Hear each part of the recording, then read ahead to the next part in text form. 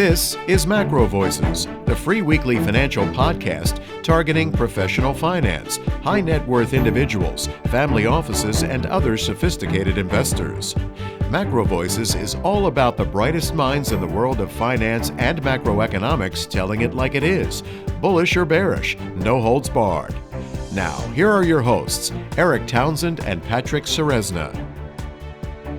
Eric, it was great to have Brent back on the show. Now, listeners, you're going to find the download link for the post-game trade of the week in your Research Roundup email. If you don't have a Research Roundup email, that means you have not yet registered at MacroVoices.com. Just go to our homepage, MacroVoices.com, and click on the red button over Brent's picture saying looking for the downloads. Patrick, what's on deck for this week's trade of the week? Eric, what really stood out to me in Brent's comments was how the dollar milkshake framework still holds. The dollar stays strong, capital keeps flowing into the US, and other currencies weaken. But as he pointed out, that doesn't mean hard assets lose value. In fact, it's the opposite. Even in a strong dollar world, all fiat is debasing against real assets, and that's where gold comes in. It's the asset that wins when global trust erodes, regardless of what the dollar does. So for this week's trade, I want to focus on positioning long gold within that framework. Now, it's worth noting that we're currently in the middle of a gold correction. Looking back over the last couple of years, these pullbacks have been remarkably consistent. I show this on page 2 of the Trade of the Week slide deck. In December of 2023, we saw a 7.5% correction with the consolidation taking about 78 days. In April 2024, we saw a 6.5% drawdown over 76 days.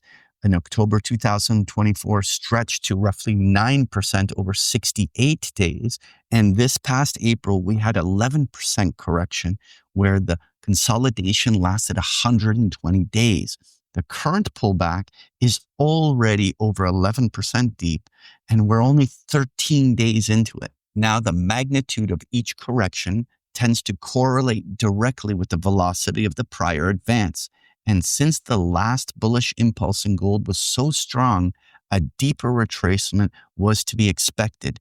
What's notable, though, is that we're now approaching the 50-day moving average, the same level that served as support in all 4 prior corrections. So here's the thesis. If you believe the long-term gold bull market remains intact, then this correction should be viewed as a consolidation, not a reversal.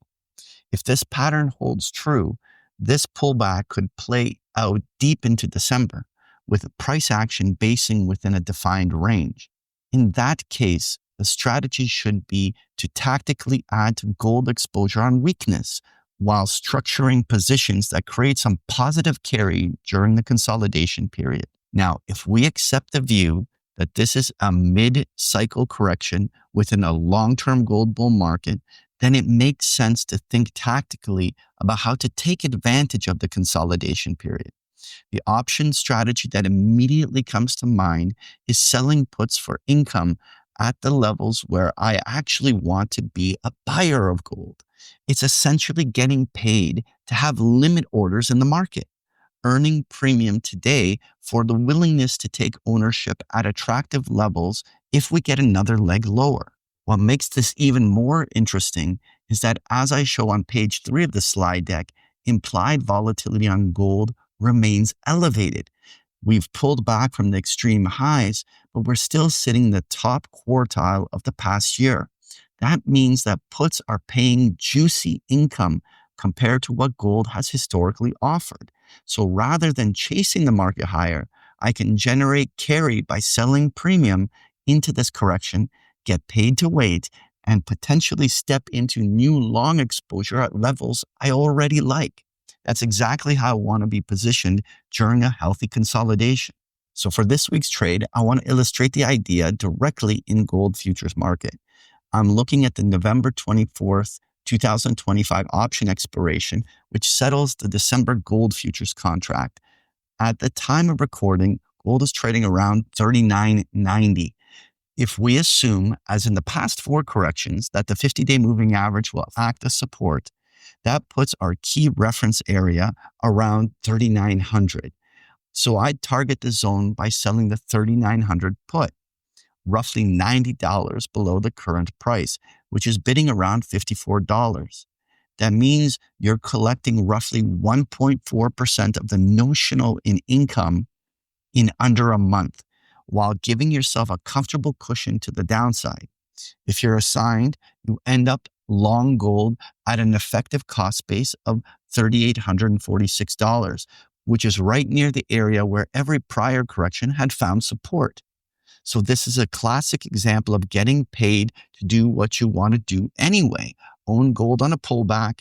You're monetizing the elevated implied volatility while positioning to accumulate exposure at a price level that fits your long-term bull thesis. Patrick, every Monday at Big Picture Trading, your webinar explains how retail investors can put on our most recent trade of the week.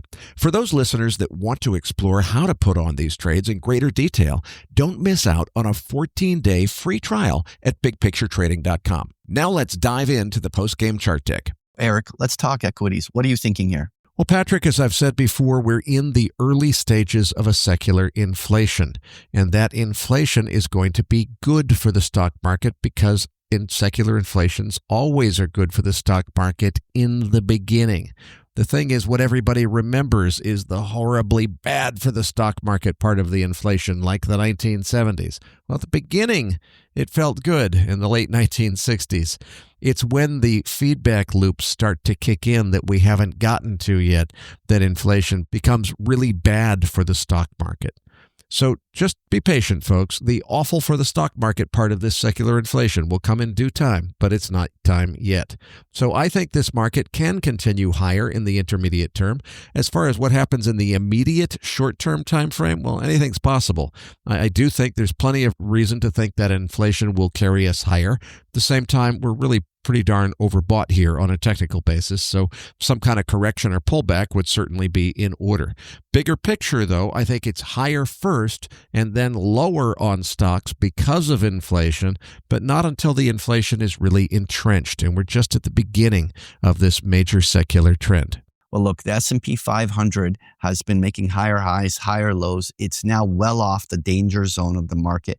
Now, here at the time of recording, we're right in the middle of the Mag 7 earnings. We just had Microsoft, Meta, and Google reporting. Later on here, we're about to get Apple and Amazon.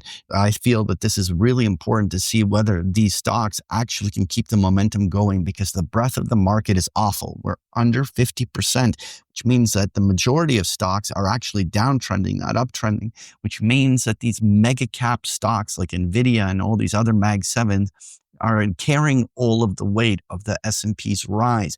And that we got to really see whether or not they can keep that going. And so watching whether or not these Mag 7s actually are structurally rising in the post-earnings period, I think will be key in determining the short-term path of the markets.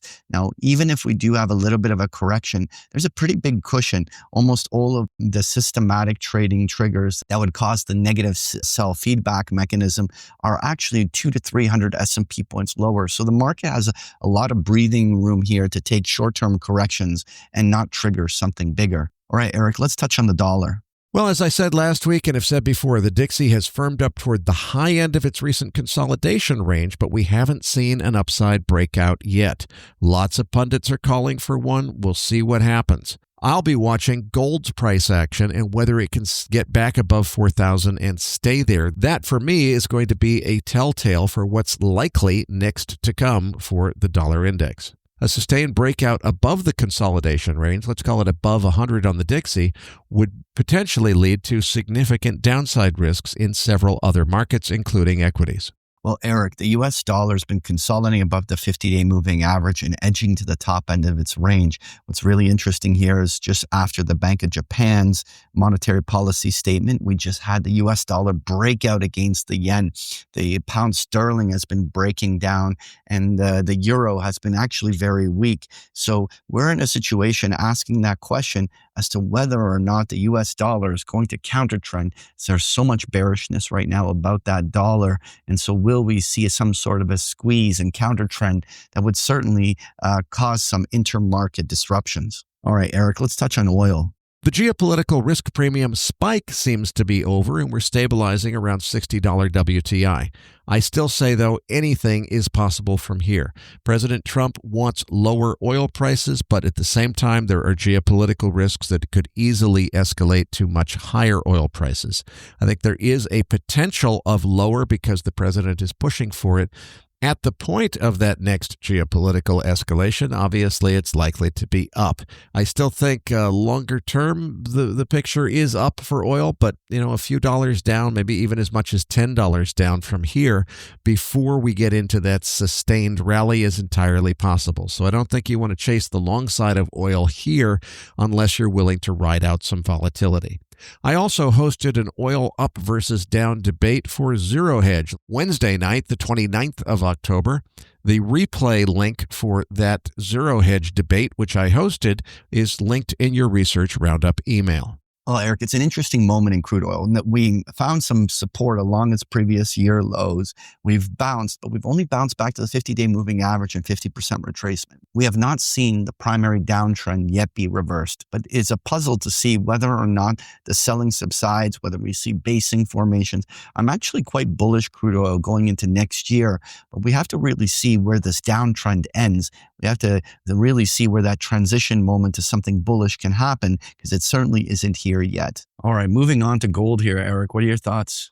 Well, it's make or break time for the 4,000-ish key level that a lot of people have been watching. Slow stochastics show gold oversold already. RSI isn't far behind. So, there's a good argument to be made that it's about time for the swing recovery higher on gold, if that's what's about to happen next. The thing is, we're not sure if that's what's about to happen next. If there is a breakout to the upside in the dollar, maybe we'll go from oversold to extreme oversold and gold will keep selling off. Overall, I think there's been way too much fuss over this pullback. Look, folks, we just saw $1,000 of upside on the price of gold over the course of just a few weeks. A significant retracement should be expected. Even a 61.8% fib retracement would not be the slightest bit out of place and would not invalidate the gold bull market. Now, to be clear, I still think this gold bull market is eventually going to end in a very ugly blow-off top and a very harsh, sharp downside reversal. But I don't think we're seeing it yet. I think this is just a pullback. It's an overdue pullback. And yeah, it's almost $500 down now. Okay, you just had $1,000 of upside in the last few weeks. It's to be expected. Now, remember, folks, it wasn't that long ago when we first hit $3,500, and the ensuing consolidation lasted a few months. So that's entirely possible here. Maybe we won't see $4,400 for several more months, but I think it's coming, and I think higher is coming. Eventually, you'll get that very ugly blow-off top, and a lot of people will get hurt chasing it at the end, but I don't think we're there yet. Well, Eric, like I was talking about earlier in the trade of the week, I want to highlight that a lot of the prior corrections found support near that 50-day moving average, which is hovering just below the 3,900 level. Now, while there is always the potential for a deeper correction, overall, it is a primary bull market. And whether or not that swings a couple $100 more or less, the big question, of course, is where will the key buying opportunities be and where are the accumulation points in this? Overall, prior corrections have lasted 2 to 4 months. So it's very likely here that we may spend a good chunk of the fourth quarter just grinding it out after such a good bull impulse. It should result in a bullish breakout again in the new year, but it really is going to probably be a grind for the next little bit. All right, let's touch on uranium here, Eric.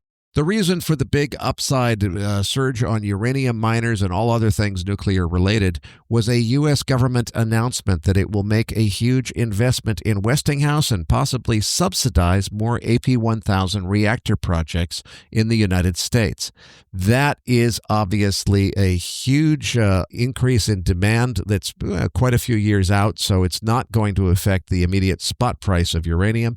It does affect the miners and other nuclear stocks.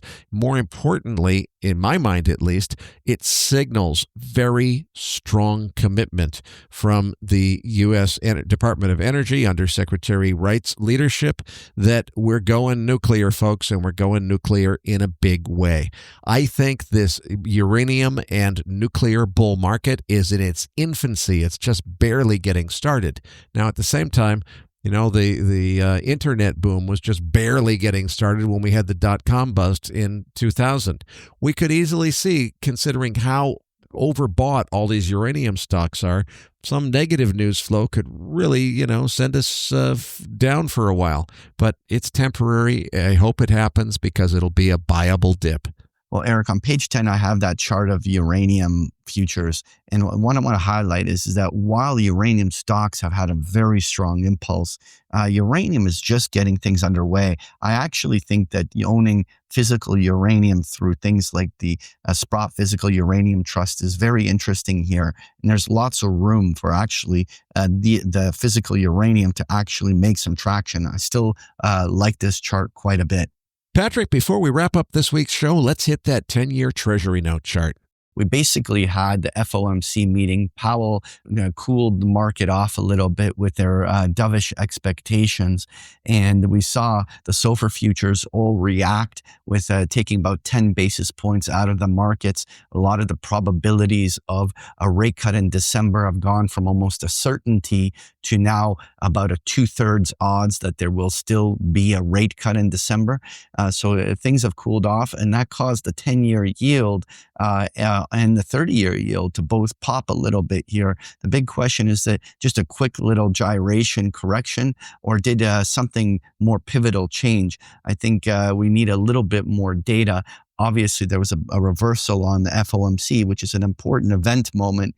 And so let's see whether or not this ends up following through or fades that one-day move. Folks, if you enjoy Patrick's chart decks, you can get them every single day of the week with a free trial of Big Picture Trading.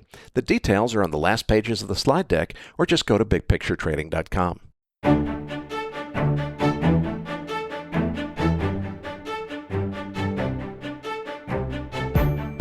That concludes this edition of MacroVoices.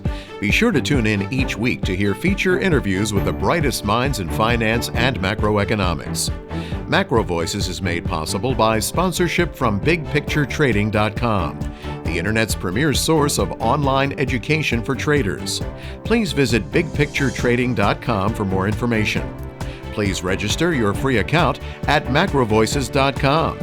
Once registered, you'll receive our free weekly Research Roundup email containing links to supporting documents from our featured guests and the very best free financial content our volunteer research team could find on the internet each week. You'll also gain access to our free listener discussion forums and research library. And the more registered users we have, the more we'll be able to recruit high-profile feature interview guests for future programs. So please register your free account today at macrovoices.com if you haven't already. You can subscribe to MacroVoices on iTunes to have MacroVoices automatically delivered to your mobile device each week free of charge. You can email questions for the program to mailbag@macrovoices.com, and we'll answer your questions on the air from time to time in our mailbag segment. MacroVoices is presented for informational and entertainment purposes only. The information presented on MacroVoices should not be construed as investment advice. Always consult a licensed investment professional before making investment decisions. The views and opinions expressed on MacroVoices are those of the participants and do not necessarily reflect those of the show's hosts or sponsors. MacroVoices, its producers, sponsors, and hosts Eric Townsend and Patrick Ceresna shall not be liable for losses resulting from investment decisions based on information or viewpoints presented on MacroVoices. MacroVoices is made possible by sponsorship from BigPictureTrading.com and by funding from Fourth Turning Capital Management, LLC. For more information, visit MacroVoices.com.